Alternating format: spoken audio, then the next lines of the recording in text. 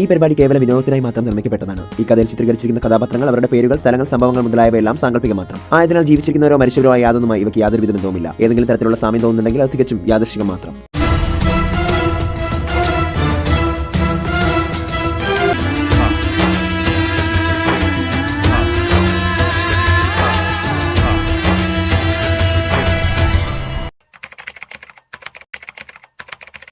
നാഗമാണിക്യം തന്നെ കൈക്കലാക്കാൻ ശ്രമിക്കുന്നവനാണ് ഇവനും ഇവന്റെ അമ്മയുമെല്ലാം. അത് കേട്ട പ്രാർത്ഥനയ്ക്ക് രുദ്രനോട് ദേഷ്യം തോന്നി. അന്നേരം വിഷ്ണുപ്രിയ പറഞ്ഞു, പ്രാർത്ഥന, ആ ഇന്ദ്രനീലം എന്റെ കയ്യിൽ താ. നിനക്കെന്നെ വിശ്വാസമില്ലേ? പെട്ടെന്ന് പ്രാർത്ഥന പറഞ്ഞു, അല്ല വല്യ മുത്തശ്ശി, എനിക്ക് വല്യ മുത്തശ്ശി വിശ്വാസം തന്നെയാണ്. പക്ഷേ ഇപ്പൊ മുത്തശ്ശിയും കൂടി എന്റെ വിവാഹം നടക്കുന്നിടത്ത് വേണമെന്ന് എനിക്ക് ആഗ്രഹമുണ്ട്. അതുകൊണ്ട് മുത്തശ്ശി കൂടി എന്റെ ഒപ്പം ഇപ്പൊ കല്യാണ മണ്ഡപത്തിൽ വരണം. എന്റെ വിവാഹം നടക്കുന്നത് മുത്തശ്ശി കൂടി കാണണം. ശേഷം മുത്തശ്ശിയുടെ കയ്യിൽ തന്നെ ഞാൻ ഈ ഇന്ദ്രനീലം തന്നുവിടാം. മുത്തശ്ശി സുരക്ഷിതമായി മത്സ്യലോകത്തെ കൊട്ടാരത്തിൽ കൊണ്ടുപോയി വെച്ചാൽ മതി. ഇത് കേട്ട വിഷ്ണുപ്രിയയ്ക്ക് ചെറിയൊരു നീരസം തോന്നിയെങ്കിലും ഇന്ദ്രനീലം തന്റെ കയ്യിൽ തരുമെന്ന് പ്രാർത്ഥന പറഞ്ഞപ്പോൾ അവൾ അതിന് സമ്മതിച്ചു. ഇതേ സമയം കല്യാണ മണ്ഡപത്തിൽ പൂജാരി വിവാഹമന്ത്രം ചൊല്ലാൻ തുടങ്ങി. മൂടുപടത്തിനുള്ളിൽ ഇരിക്കുന്ന പ്രീതി സ്വയം പറഞ്ഞു, മഹാദേവ, പ്രാർത്ഥന എവിടെ പോയി? കുറെ നേരമായില്ലേ അവള് പോയിട്ട്. അതാ കല്യാണത്തിന്റെ ചടങ്ങുകൾ അവസാന നിമിഷത്തിലേക്ക് എത്തിയിരിക്കുന്നു. രഘു സാർ ഇപ്പോൾ എന്റെ കഴുത്തിൽ താലി കെട്ടാൻ പോവുകയാണ്. ഞാൻ എന്താണ് ചെയ്യുക മഹാദേവ? പ്രീതി ഇത്രയും ചിന്തിച്ചു നിൽക്കവേ തന്നെ പൂജാരി രഘുവിനോട് പറഞ്ഞു, ഇനി വരൻ വധുവിന്റെ കഴുത്തിൽ താലി കെട്ടിക്കോളൂ. അത് കേട്ടതും രഘു താലത്തിലിരിക്കുന്ന താലിയെടുത്ത് പ്രീതിയുടെ കഴുത്തിലേക്ക് കെട്ടാൻ തുടങ്ങി.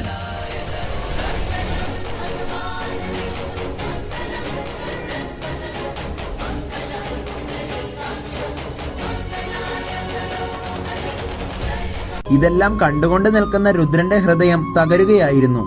ഇതെല്ലാം ഞാൻ കാരണം സംഭവിച്ചതാണ്.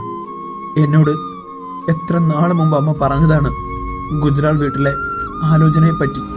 ഞാനല്ലേ അതിനൊക്കെ എതിര് പറഞ്ഞത്. എന്നിട്ടിപ്പോൾ എന്തായി? അന്നേരം ചെവിയിൽ അവന്റെ അമ്മ സഞ്ജന പറഞ്ഞു, മോനെ രുദ്ര, നീ ഒന്നുകൊണ്ടും പേടിക്കണ്ട. ഈ പ്രാർത്ഥന പോയെങ്കിൽ എന്താ? അവളുടെ അനുജത്തി ഹനുമോൾ ഇവിടെ തന്നെ ഉണ്ടല്ലോ. അവൾക്കും ഇവർ വിവാഹം ആലോചിക്കുന്നുണ്ട്. നീ അവളുടെ കഴുത്തിൽ താലി കെട്ടണം. അത് ഈ അമ്മയുടെ ഒരു വാശിയാ. അന്നേരം രുദ്രൻ സഞ്ജനയോട് പറഞ്ഞു, എന്തൊക്കെയാ അമ്മ ഈ പറയുന്നത്? ഞാനിങ്ങനെ തകർന്നു നിൽക്കുന്ന ഈ സമയത്ത് തന്നെ അമ്മയ്ക്ക് ഇങ്ങനെയൊക്കെ എങ്ങനെ പറയാൻ തോന്നുന്നു? അന്നേരം സഞ്ജന പറഞ്ഞു, മോനെ, ഞാൻ പറയുന്നത് നീ ഒന്ന് കേക്ക്. നീ ഇപ്പൊ തകർന്നു നിൽക്കുകയാണെന്നെല്ലാം എനിക്കറിയാം. പക്ഷെ ഡോക്ടർ പറഞ്ഞത് നീ മറന്നിട്ടില്ലല്ലോ. എനിക്ക് ക്യാൻസറിന്റെ അവസാന ഘട്ടമാണ്. ഇനി 3 മാസം കൂടിയേ ഞാൻ ജീവനോടെ ഉണ്ടാകുള്ളൂ. അതിനു മുമ്പ് നിന്റെ വിവാഹം കാണണമെന്ന് ഞാൻ വാശി പിടിക്കുന്നത് ഒരു തെറ്റാണോ? അതുകൊണ്ട് ഈ അമ്മയ്ക്ക് വേണ്ടി എൻ്റെ പൊന്നുമോൾ ഹനുമോളെ വിവാഹം കഴിക്കാൻ സമ്മതിക്കണം.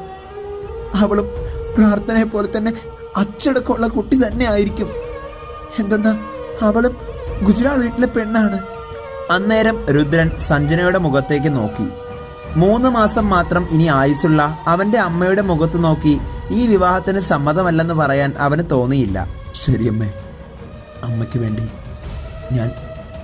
ഞാൻ ഈ വിവാഹത്തിൽ സമ്മതിക്കാം. രുദ്രൻ ഇത്രയും പറയുമ്പോൾ തന്റെ ഉൾമനസ്സിൽ അവന് പ്രാർത്ഥനയോട് മാത്രമായിരുന്നു സ്നേഹം. ഇതേ സമയം രഘു പ്രീതിയുടെ കഴുത്തിൽ താലി കെട്ടി.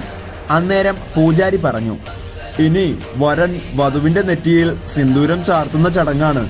രഘു പ്രീതിയുടെ നെറ്റിയിൽ സിന്ദൂരം ചാർത്താൻ തുടങ്ങവെയാണ് ഇതെല്ലാം കണ്ടുകൊണ്ട് പ്രാർത്ഥന അങ്ങോട്ടേക്ക് വന്നത്. തന്റെ മുന്നിൽ നടക്കുന്ന ദൃശ്യം കണ്ട് പ്രാർത്ഥന ഞെട്ടിപ്പോയി. മംഗളം ഭഗവാൻ വിഷ്ണു, മംഗളം ഗരുഡധ്വജ, മംഗളം പുണ്ടരീകാക്ഷ, മംഗളായ തനോഹരി. പ്രാർത്ഥന എന്റെ കൂടെ ഉണ്ടായിരുന്നതല്ലേ? ഇത്രയും പെട്ടെന്ന് അവൾ എങ്ങനെയാണ് ഈ മണ്ഡപത്തിൽ വന്നത്? പ്രീതിയോട് ഞാനിനി എന്ത് സമാധാനം പറയും? നിന്റെ നെറ്റിയിൽ രക്തത്താലുള്ള സിന്ദൂരം ചാർത്തിയ പുരുഷൻ തന്നെ ഇന്നിതാ നിന്റെ കഴുത്തിൽ താലി കെട്ടിയിരിക്കുന്നു.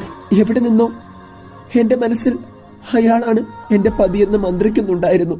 കണ്ട മാത്രയിൽ തന്നെ മനസ്സ് കീഴടക്കും പോലെയുള്ള ഒരു പുരുഷൻ.